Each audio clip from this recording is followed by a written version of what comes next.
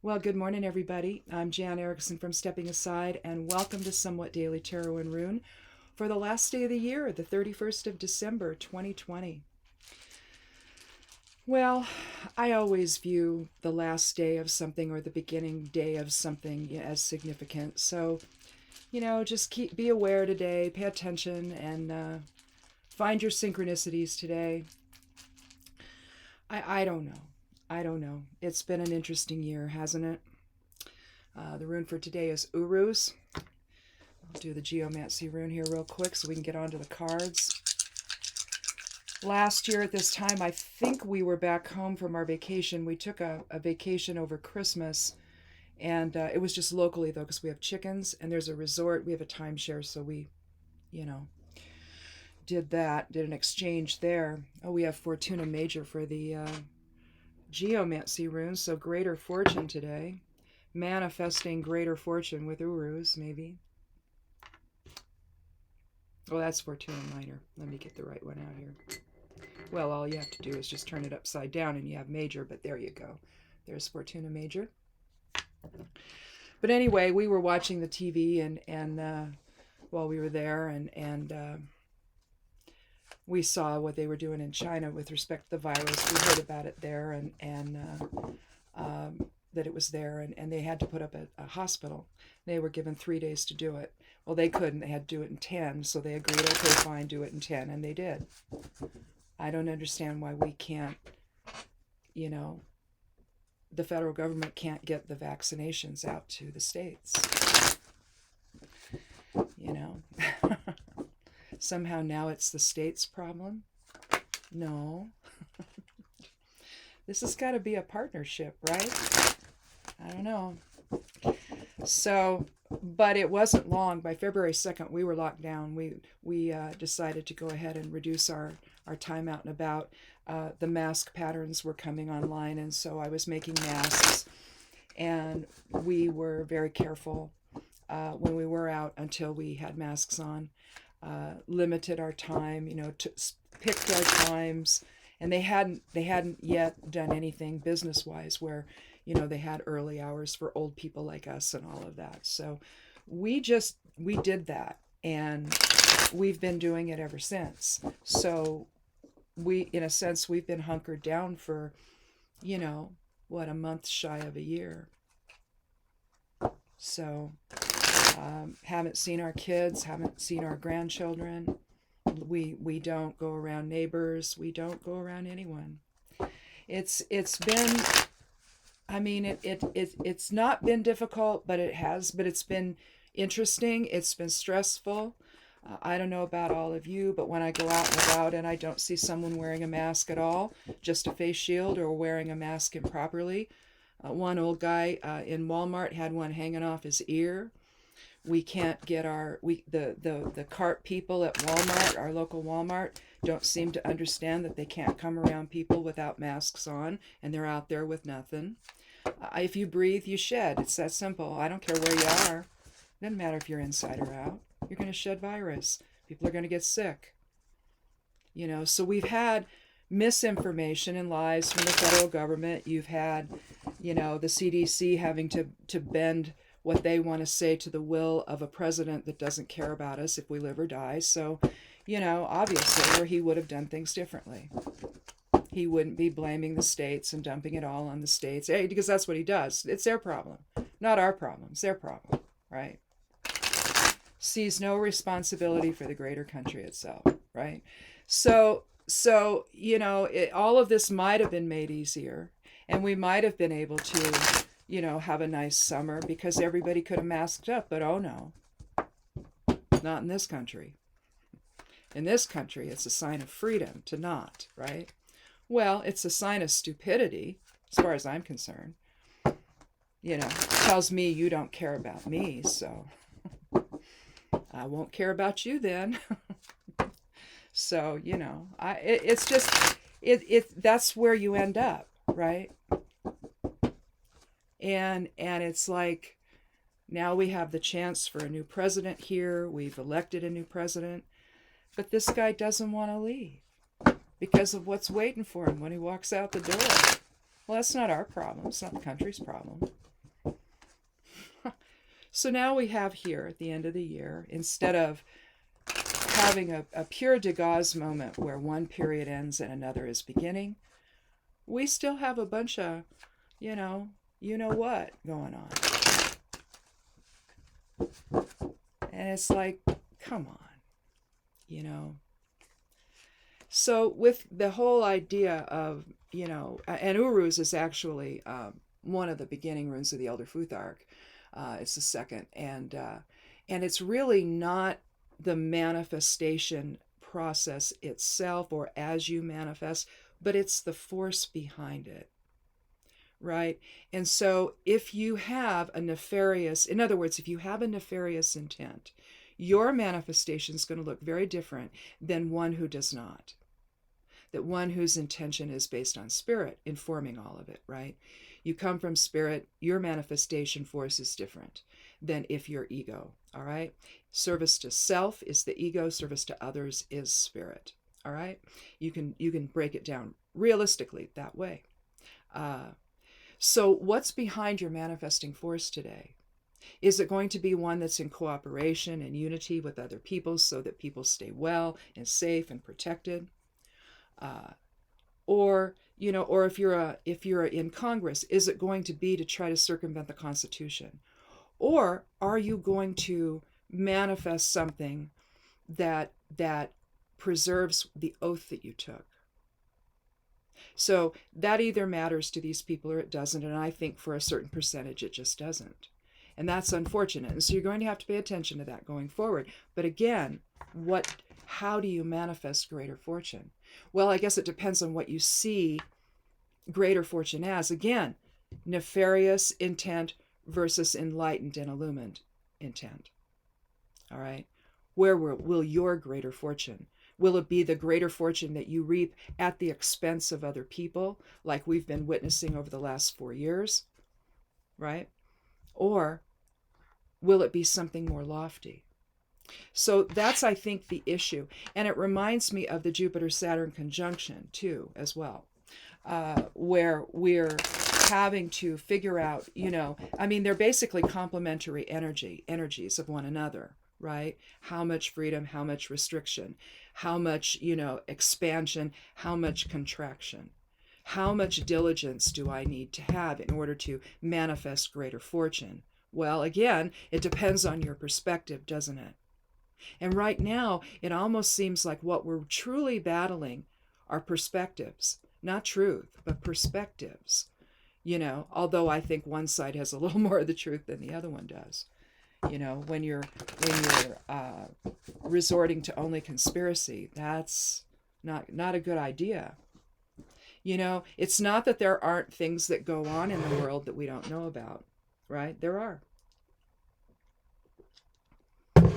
I just submit that the things that we're all worried about are in the government right now. And they're the ones trying to still stay there and usurp the Constitution to do it. So again, who you align yourself with, these politicians, it may seem, important for this guy from Missouri to do this. Well, I have a feeling that's going to backfire on him, monumentally.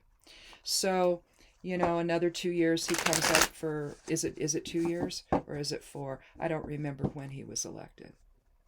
But I think it was 4 years ago. So if that's the case, he's got 2 more years to go, and maybe it's his last 2 years there, right?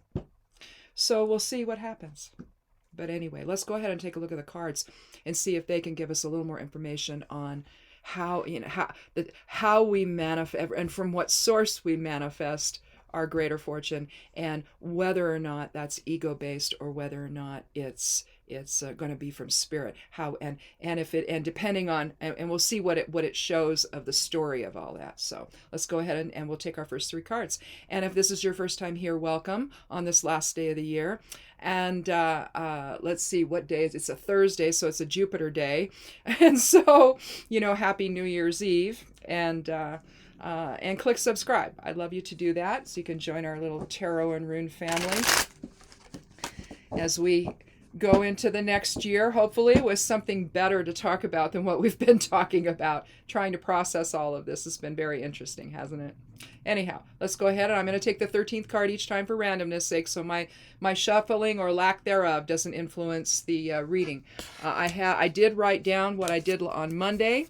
I've been meaning to do this forever so we can compare, but I always end up throwing it away. I do a massive cleanup on my desk, and it's like, okay, what did I do with that? And it's already gone, right? Yeah. Well, this time I actually stuck it to my monitor. So anyway, let's take our first 3 cards.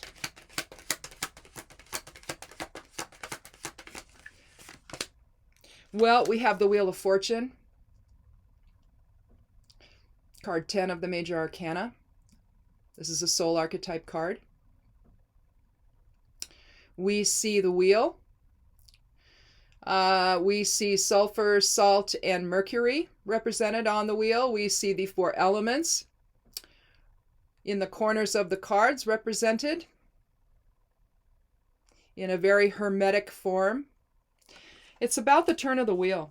It's about fortune and how we go throughout our well, when you have the soul archetype cards of the Major Arcana, you're really talking about the major themes in life. So, understanding, the ebb and flow of fortune is one of the interpretations of the wheel.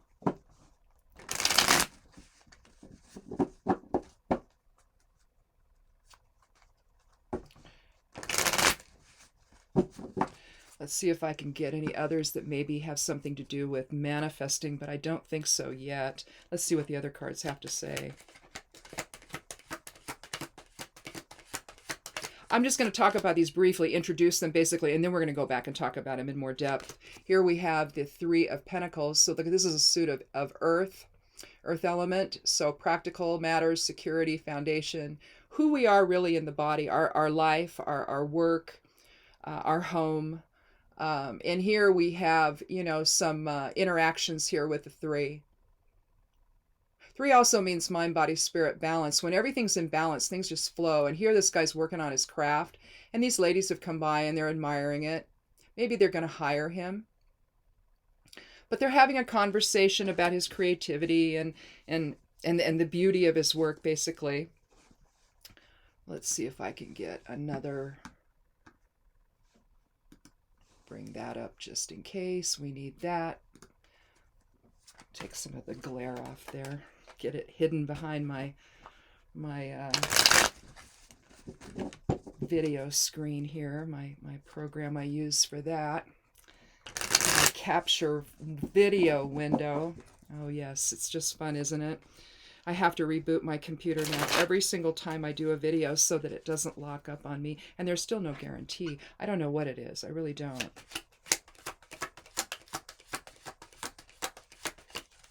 But so far, rebooting seems to be working for the most part.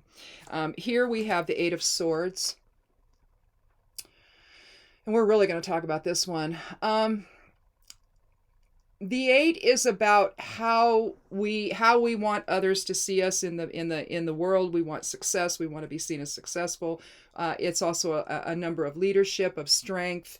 I like to look at it as the spiritual warrior. I liken it to Tiwaz, which it's the 17th rune of the Elder Futhark, therefore an 8 energy. Also the 8, the card of strength in the tarot.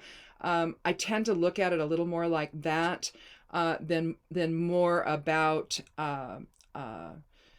work related or achievement related, although it can be. But here we're really getting in the way of our own thoughts. We feel bound by either the interactions of others. We're either bound by that message or we're bound by our own thought process here, and it's interfering with our ability to rise up. You see the castle in the background on the top of the mountain there, or hillside, or whatever you want to call that. You see the red soppy sand there. She's standing literally on it in the water. Lots of emotion there, some grief. So she's bound herself all up, or feels bound up by it all. So generally I interpret this as our thoughts are taking us to this place, But if you look at it from the other side of the coin, it could be that there's just too much chatter around her, too many lies. You see the instead of pointing upward towards spirit, you see the swords pointed downward into form. You could look at that as spirit versus ego. So, you're either bound by the ego or you're bound by the ego of others, maybe. It depends on how you want to see this. Generally speaking, though, I look at it in terms of how we manifest this presence. But let's look at the wheel. I mean, you're looking at movement and success. You're looking at, let's see, with Pentacles, again, the 3, practicing one's craft, structure, progression, a commercial transaction. You could be simply getting in the way of your success. And I see a pattern now, especially with Urus, and obviously greater fortune with Fortuna Major. That's definitely, but swords, yeah, I really think that you need to find a way to, in other words, you can look at the way she's bound, you can look at it as a sense of liberation, though, from the thoughts that are surrounding her. If you think about this in terms of perception, though, okay, and I said this earlier, that it's almost like we're in this weird battle of perceptions here, or it's perception versus truth, because you have some fundamental realities that really nobody can argue with, and yet you have a group of people that are doing so. It's like somehow, after an election like what we had, their basic premise is we have to challenge it because we have to have our voices heard. Excuse me, you did that when you voted. That's how we have our voices heard in this country, is we vote, right? And your guy or girl either wins or they don't. All right? Maybe you have a runoff situation like they have in Georgia that's coming up in a few days. Massive voter turnout there. That doesn't bode well for the Republicans, but it never does. But that ought to tell you something right there. But anyway, the idea behind the Wheel of Fortune, though, is when we manifest greater fortune, depending on our perception here, depending on how we do it, it could ebb and flow. Fortune goes up, fortune goes down. It's just what happens. You look at the stock market, it goes up, it goes down. If you have investments, you'll notice that some do well, some do not. All right? 1 year they'll do well, 1 year they won't. It's just the cyclical nature of life and commerce and all of that. And the stock market, by the way, is not representative of the health of the country. It may represent the kind of money that people who've got a lot invested, if you're just a little tiny investor, like we are, just tiny, that will never make it will never matter at all. Okay, I had some from when my mother passed. I invested a little bit of it. It's still a little bit, right? I mean, in other words, there was never enough there to create wealth for retirement.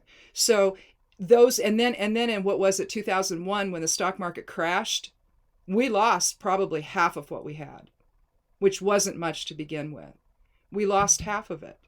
And I knew one guy who had a little over $1 million in his retirement account. He lost the whole thing. So you see, we can't trust those kinds of investments because the market is too volatile. And if it crashes, and then again, see in 2008 it did it again, right? And now when we understand what's been happening with the market right now, you're going to probably see it go down, I would guess. In other words, the Fed is manipulating it right now to keep money coming in. Once you don't do that, in other words, it's artificially done. Once that stops, well, what's going to happen? I mean, is it going to stay where it's at, or is it going to go down? I mean, I don't know. I'm not an economist, but to me, it seems like it's probably going to go down, but I don't know. Again, though, in my meager little investments, I'm not seeing anything. Just like the tax breaks were only for the 1%. They didn't really affect anybody else. And what is it? This next year, it's supposed to all change, and it goes back to you're going to be taxed more under this tax plan. Did anybody know that? So, in other words, it's like it's kind of a sleight of hand, really. And that's how finances in this country have always worked. And so that's the cyclical nature of the Wheel of Fortune. It is going to continue to turn.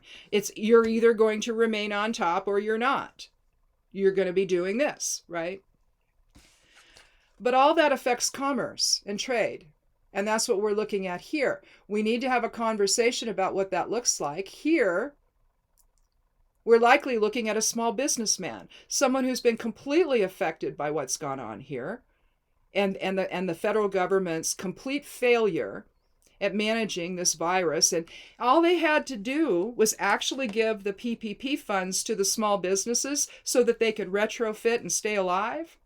But instead, it went to mega churches and it went to multi-billion dollar corporations. And it went, in other words, it went to mega millionaires more than it ever did to any small business. And the number of small business that has just gone away this year has been massive.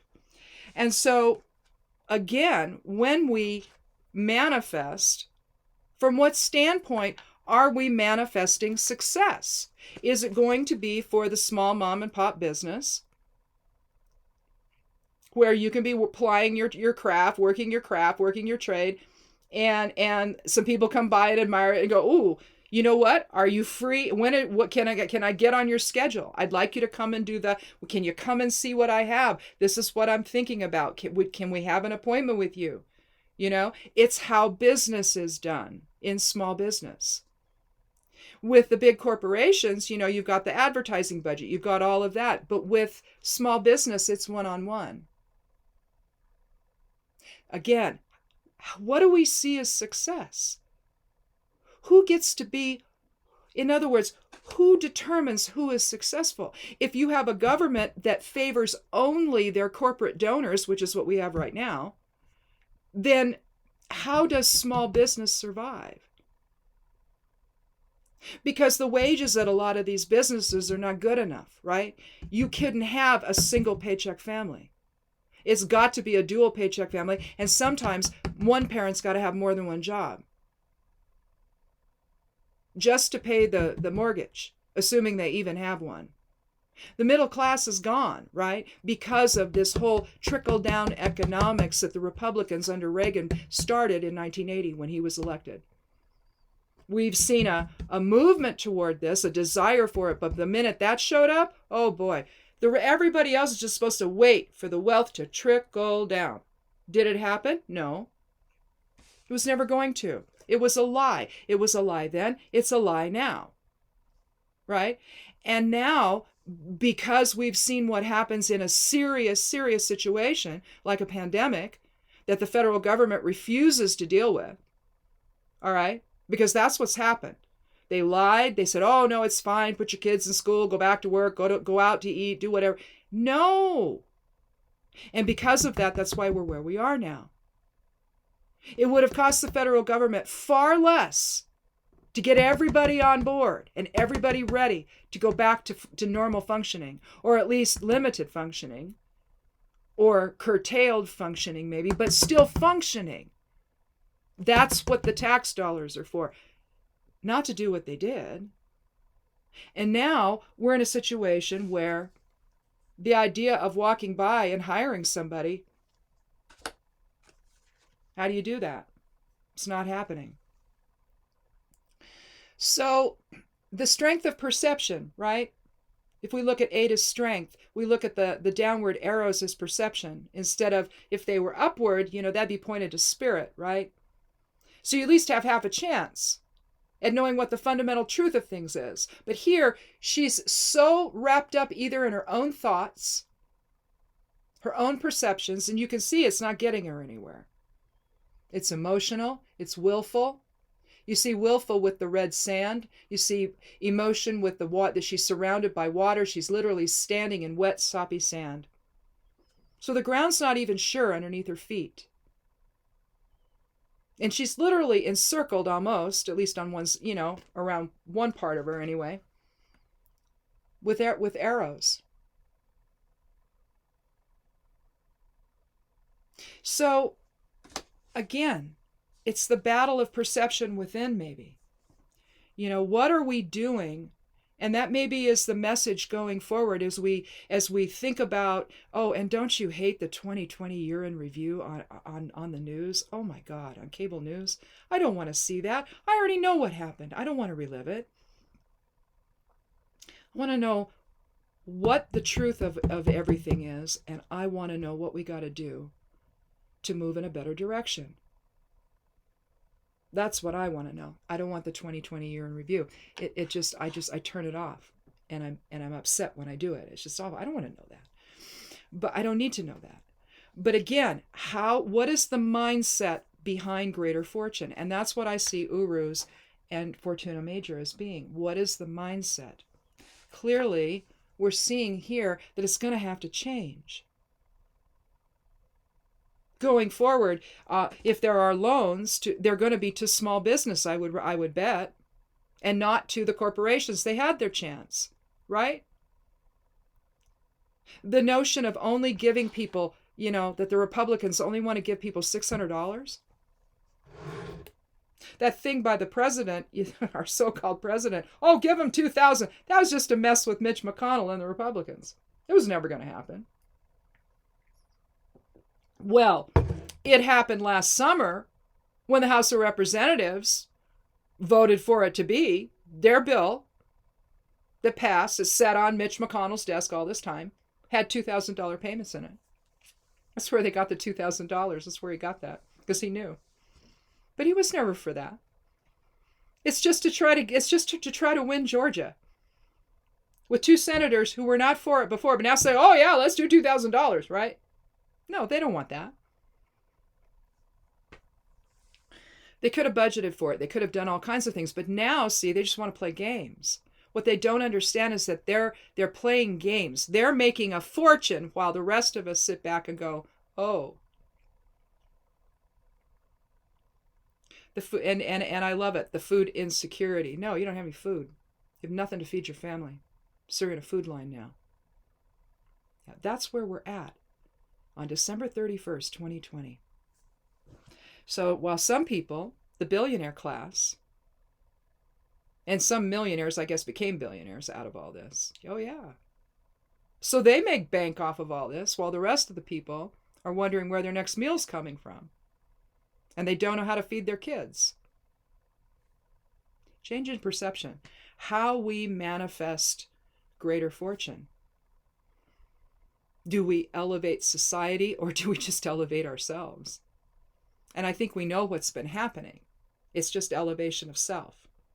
And so I think as the wheel turns, I think that we have to consider how we make that turn for everyone. And we need to return to the small business type of experience where people can make their way and have enough to actually live and have enough to pay their help, have enough for, if we had universal health care, they wouldn't have to worry about providing, medical costs for, insurance for them, because that would be provided for by the government. But yet we've all been told that's evil socialism, that's evil this, evil. No, it isn't. And if you think that we don't already have a socialistic type of experience here, well, if you pay taxes, that's socialism. You get Medicare, you get Medicaid, you get unemployment, you get your roads fixed, you get the library funded, you get schools funded, you get all of that's socialism, folks. That is a way of taxing people so that the greater social safety net is preserved. So that certain things that are common to one another, education, roads, police, fire, all of that are funded. We fund that with our tax dollars. The problem is when we have such a separation between the haves and the have-nots, and the have-not pot is growing bigger and bigger and bigger. That's unsustainable. And so when you have people, my husband just told me that in the tech area of California, you had at one point 30,000 on the food line. Now it's doubled in the tech field. You would think that would be ongoing, but no, not necessarily. So we have to take a look at how we're doing this, and we have to take a look going forward as the wheel turns. How are we manifesting wealth and security and greater fortune? And it begins with perception. Are you focused on the self, or are you focused on others? Because the cool part about being focused on others is you're taken care of as well. See how easy that is? And it's such a feel-good thing to do. So anyway, I guess that's it. So, it's like blessings on the new year going forward. I don't even want to say Happy New Year, because so many people have lost so much during this whole pandemic, in so many ways.